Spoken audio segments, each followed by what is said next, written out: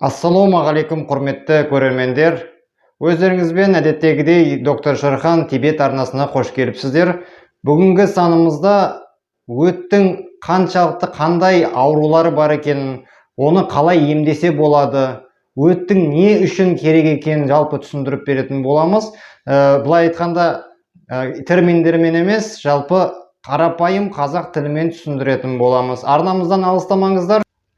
Қазақстан медицинасының статистикасына жүгінетін болсақ, қазір Қазақстанда жалпы 1/3 өт толуымен, өт ауруларымен, яғни өттегі тас болу, өт қоюланғанымен жалпы азап шегіп жатыр. Жалпы өт қоюлану дегеніміз не, немесе өт толу дейміз, ол тек қана ауызға запыран келіп, таңертең құсқын келіп, жүрегің айнитын себептері ғана емес. Ол жерде басқа да бір факторлар болады. Соның барлығын талқылап өтсек,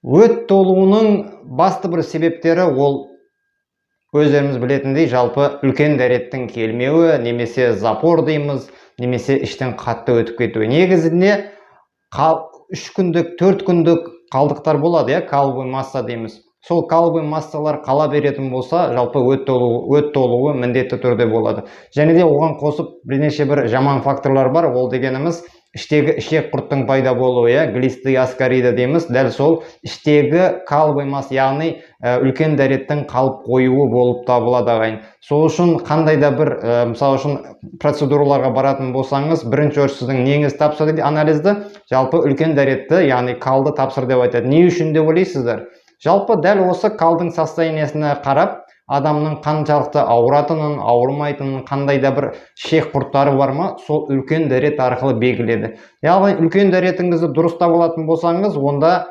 сіздерге жалпы алдағы уақытта өт қабынуы, немесе өттің воспаление дейін, өттегі тастар дейміз, сізге қаупі болмайды. Сол үшін үлкен дәретті бірінші орында дұрыстап алу керек болатын ағайын.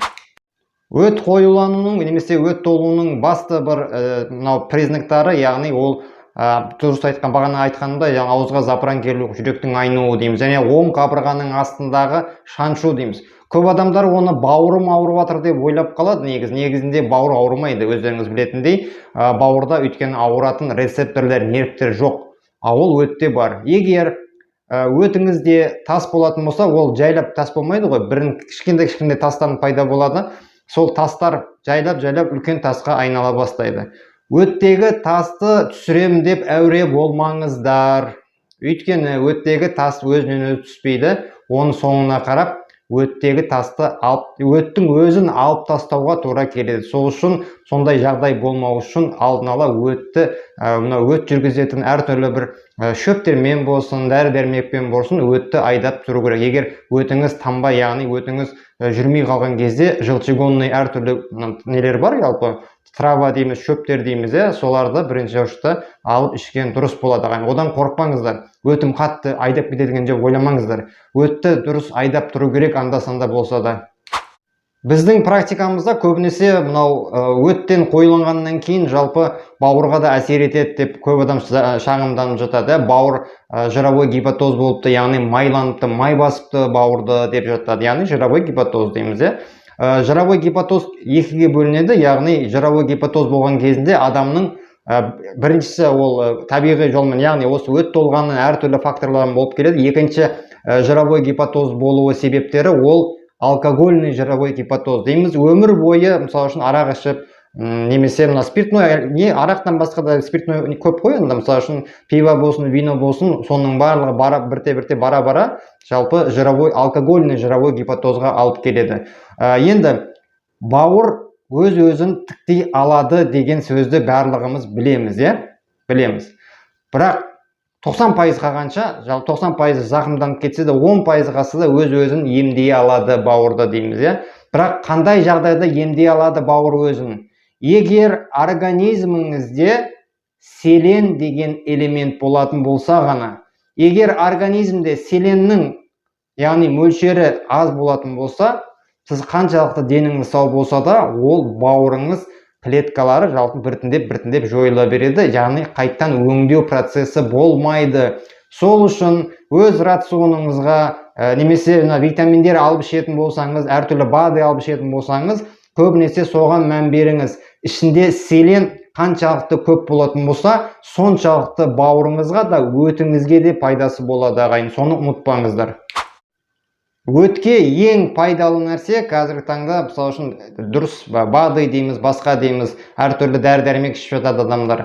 Бірақ қазіргі таңда өздеріңіз мән берген болсаңыздар, көп адам асқабақты ұмытып қойып жүр. Асқабақтың тек қана өзі емес, асқабақтың дәні құрт түсіреді деп жатып естіген болсаңыздар, иә, ол рас. Бірақ өтке қандай пайдасы бар? Яғни, именно сол мынау асқабақтың майын ішу керек. Ол қазір таппайтын дүние емес, бұл айтқанда.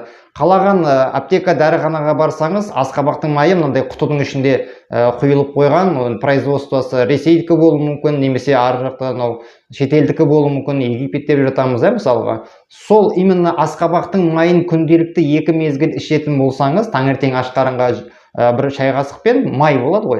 И кешкісін аш қарынға бір шай қасықпен ішсеңіздер болады. Вот сол рационды 3 ай бойы ішетін болсаңыз, өтті айдаудың қатты қажеті жоқ. Өзі средний желчегонный эффекті болады, яғни орташа өтті айдайтын қабілетке ие.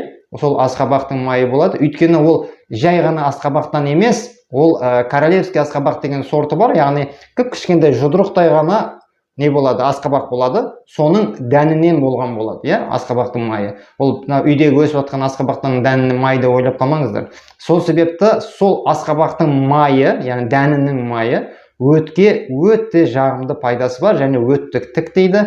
Бірақ егер тас болмаса, бағана айтқандай тас болатын болса, ол тас түсіре алмайсыздар, тек қана ота жасатып түсіруге тура келетін болады. Сол үшін алдын ала өздеріңіздің денсаулықтарыңызды күтсеңіздер, нұр үстіне нұр болады. Ал келесі өтке бауырға пайдасы бар руккола майы дейміз, яғни рукколаны өздеріңіз білесіздер, салатқа қосып жатамыз. Вот соның тұқымынан болған майларды қазір шыққан, руккола майлары дейді. Мен пәлен компания, пәлен фирмада аласыздар деп айтпаймын. Дәріханалардың барлығында толып тұр, негізі көріп, жақсылап кішкене зерттейтін болсаңыздар, әр қалада, әр орталықта, мысалы үшін орталық дәріхана болады. Сол жерлерде көбінесе таппайтын дәрілер бар, иә, мысалға. Сол жерден руккола майын сұрайтын болсаңыздар, сол руккола майын өзі де өтті жақсы айдайды. Ең танымал өтті айдайтын, немесе барлық дәріге дауа болатын, енді барлығыңыз білесіздер, қара зере майы дейміз, иә. Енді қазіргі таңда реклама көбейіп кеткен, жалпы компаниялар бар, неше түрлі қара зерені капсулаға да салып қояды, былай да сатады, көп адам іше алмайды. Оны тонна қылып алып ішеді. Бірақ негізінде қара зеренің өте пайдасы көп, ол рас нәрсе, да. Бірақ оны смотря қалай жасаған, холодный отжим дейді, мысалы суық отжим дейміз, содан жасалған ба, соған мән беру керек қой көбінесе. Өйткені қара зеренің де қара зересі бар, былай айтқанда. Сол себепті қара зерені егер ішіп жатқан болсаңыздар, арнайы өтіме де барлық жеріме деп ішіп жатқан болсаңыздар, қара зерені іше беріңіздер. Бірақ естеріңізде болсын, қара зеренің мынау давлениясы жоғары болған адамдарға кішкене кедергісі болады. Мысалы үшін 2 жылдан кейін, 3 жылдан кейін артериальный гипертензияңыз, яғни высокий давленияңыз, жоғары давленияңыз болмайтын болса, ол пайда болады. Сол себепті ойланып көріңіздер, барлық нәрсенің бір плюсы болады және минусы болады. Ағайындар, главный бұл жерде ең басты мақсат өздеріңіздің денсаулығыңызға немқұраймен қарамаңыздар, немқұрайлықпен қарамаңыздар. Әркім өз денсаулығына өзі ғана себепші, әркімнің денсаулығы өзіне қара керек. Сол үшін әрқашанда өз денсаулығымызға жалпы жауапты болайық. Қош сау болыңыздар.